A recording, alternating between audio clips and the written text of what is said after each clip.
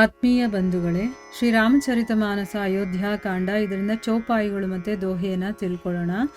ಸೇವಕ ಕರುಪದ ನಯನ ಸೆ ಮುಖ ಸೋ ಸಾಹಿಬ್ ಹೋಯಿ, ತುಳಸಿ ಪ್ರೀತಿ ಕಿ ರೀತಿ ಸುನಿ ಸುಖಬಿ ಸುರಾಹಿ ಸೋಯಿ. ಸಭಾ ಸಕಲ ಸುನಿ ರಘುबर बानी, प्रेम पयोधि अमीय जनुसानी. शिथिल समाज स्नेह समाधि, देखी दशा चुप सारद साधी. भरत ही भयवु परम संतोषु, सन्मुख स्वामी विमुख दुख दोषु.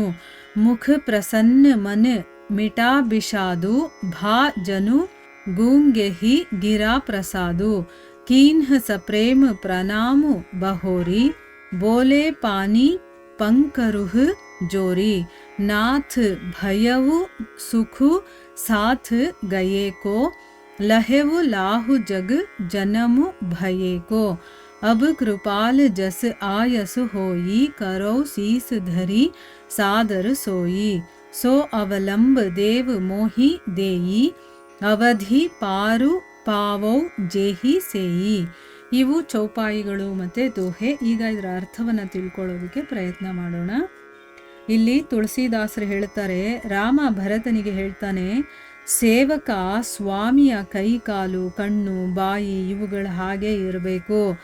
ಸ್ವಾಮಿ ಸೇವಕ ಈ ಒಂದು ಅನುಬಂಧ ಇದೆಯಲ್ಲ, ಈ ರೀತಿಗಳನ್ನು ಕೇಳಿದಂಥ ಕವಿಗಳು ಅವರನ್ನು ಪ್ರಶಂಸೆ ಮಾಡ್ತಾರೆ. ಅಂದರೆ ಸ್ವಾಮಿ ಸೇವಕನ ಒಂದು ಅನುಬಂಧ ಅಷ್ಟು ಚೆನ್ನಾಗಿರುತ್ತೆ ಅಂತಂದ್ಬಿಟ್ಟು ಇಲ್ಲಿ ತುಳಸಿದಾಸರು ಹೇಳ್ತಾ ಇದ್ದಾರೆ.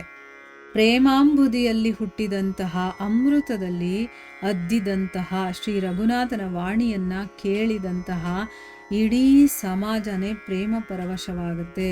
ನೋಡಿ, ಪ್ರೇಮಾಂಬುದಿಯಲ್ಲಿ ಹುಟ್ಟಿದ ಅಂತಂದ್ರೆ ಏನು? ಇಲ್ಲಿ ಭಗವಂತ ಪ್ರೀತಿಯ ಒಂದು ಸಾಗರ ಅವನು. ಅಂಬುದಿ ಅಂದರೆ ಸಾಗರ, ಪ್ರೇಮದ ಸಾಗರ ಅವನು. ಅದರಲ್ಲಿ ಹುಟ್ಟಿರುವಂಥ ಅಮೃತದಂತಹ, ಅಮೃತದಲ್ಲೇ ಅದ್ದಿದಂತಹ, ಅಂದರೆ ಅವನು ಆಡ್ತಾ ಇರುವಂಥ ಒಂದೊಂದು ಮಾತು ಕೂಡ ಅಮೃತದಲ್ಲೇ ಅದ್ದಿ ಅದ್ದಿ ಆಡ್ತಾ ಇದ್ದಾನೆ. ಅಂದರೆ ಅಷ್ಟು ಸ್ವೀಟಾಗಿ, ಅಷ್ಟು ಚೆನ್ನಾಗಿದೆ, ಎಲ್ಲರ ಮನಸ್ಸಿಗೂ ಕೂಡ ಹಿತಕರವಾಗಿರುವಂಥದ್ದು. ಇಡೀ ಸಮಾಜ ಪ್ರೇಮವಶವಾಗುತ್ತೆ. ಎಲ್ಲರಿಗೂ ಕೂಡ ಪ್ರೇಮ ಸಮಾಧಿನೇ ಹತ್ಕೊಳ್ಳುತ್ತೆ. ಅಂದರೆ ಎಲ್ಲರೂ ಸಮಾಧಿ ಒಳಗಡೆ ಪ್ರವೇಶ ಮಾಡ್ತಾ ಇದ್ದಾರೆ. ಈ ಸ್ಥಿತಿಯನ್ನು ನೋಡಿ ಸರಸ್ವತಿ ಕೂಡ ಮೌನವಾಗ್ಬಿಡ್ತಾಳೆ. ಅವಳೇ ತಾನೇ ನಮಗೆ ಮಾತಾಡೋದಕ್ಕೆ ಬುದ್ಧಿ ಕೊಡುವಂಥವಳು. ಈ ಒಂದು ಪ್ರೇಮ ಪರವಶತೆಯನ್ನು ಎಲ್ಲರೂ ವಶರಾಗಿರೋದನ್ನು ನೋಡಿ ಅವಳು ಕೂಡ ಮೌನವಾಗ್ಬಿಡ್ತಾಳೆ. ಅಂದರೆ ಅಲ್ಲಿ ಯಾರೂ ಮಾತಾಡ್ತಾ ಇಲ್ಲ. ಭರತನಿಗೆ ಪರಮ ಸಂತೋಷವಾಗುತ್ತೆ.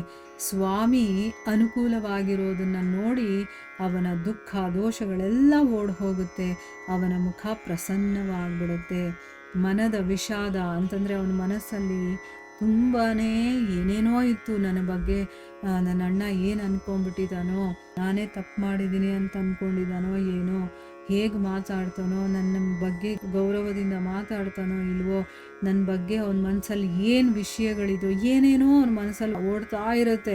ಇವಾಗ ಅವನ ಮನಸ್ಸಿಗೆ ಏನೋ ಒಂಥರ ಸಮಾಧಾನ ಆಗುತ್ತೆ. ಮೂಕನಿಗೆ ಸರಸ್ವತಿ ಒಲದ ಹಾಗೆ ಆಯ್ತು ಅವನಿಗೆ. ಅಂದರೆ ಅವನಿಗೆ ಮಾತಾಡೋದಕ್ಕೂ ಭಯ ಇತ್ತು, ಮಾತಾಡೋದಕ್ಕೂ ಸಂಕೋಚ ಇತ್ತು. ಆದರೆ ಈಗ ಅವನಿಗೆ ಒಂದು ಶಕ್ತಿ ಬಂದಂಗಾಯಿತು.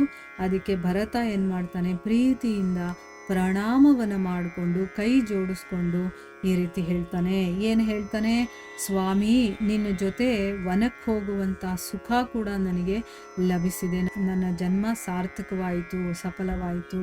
ಅಂದರೆ ಇಲ್ಲಿವರೆಗೂ ನೀನು ಇರೋವರೆಗೂ ನಾನು ಬರೋ ಹಾಗಾಯ್ತಲ್ಲ, ಮತ್ತು ಈ ಕಾಡಲ್ಲಿ ನೀನು ಓಡಾಡಿದ್ಯಾ, ಈ ಕಾಡಲ್ಲಿ ನಾನು ಬರೋ ಹಾಗಾಯಿತು, ನಾನು ಈ ಕಾಡನ್ನು ನೋಡೋ ಹಾಗಾಯಿತು, ನಿನ್ನ ಜೊತೆ ಇರೋ ಹಾಗಾಯ್ತಲ್ಲ ಅಂತಂದ್ಬಿಟ್ಟು ಅವನು ತುಂಬ ಖುಷಿ ಪಡ್ತಾನೆ. ನನ್ನ ಜನ್ಮನೇ ಸಾರ್ಥಕ ಆಗೋಯ್ತು.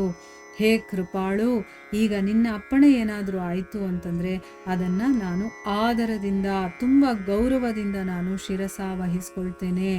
ಅಂದರೆ ಏನು? ನೀವು ಏನು ಹೇಳಿದ್ರೂ ನಾನು ಮಾಡ್ತೀನಿ. ಈಗ ನಿನ್ನ ಅಪ್ಪಣೆ ಆಗೋದೊಂದೇ ನನಗಿರುವಂಥದ್ದು. ನೀನು ಏನು ಹೇಳಿದ್ರು ನನ್ನ ತಲೆ ಮೇಲೆ ಹೊತ್ಕೊಂಡು ಅದನ್ನು ಮಾಡ್ತೀನಿ. ಆದರೆ ದೇವ, ಈ ವನವಾಸ ಕಾಲದ ಅವಧಿಯಲ್ಲಿ ಸೇವೆ ಮಾಡೋದಕ್ಕೆ ಯಾವುದಾದ್ರೂ ಒಂದು ಅವಲಂಬನೆಯನ್ನು ದಯಪಾಲಿಸು. ಅಂದರೆ ಈಗ ನೀನು 14 ವರ್ಷ ನನ್ನಿಂದ ದೂರ ಇರ್ತೀಯ. ಆ ಒಂದು ಸಮಯವನ್ನು ನಾನು ಹೇಗೆ ಕಳೀಲಿ?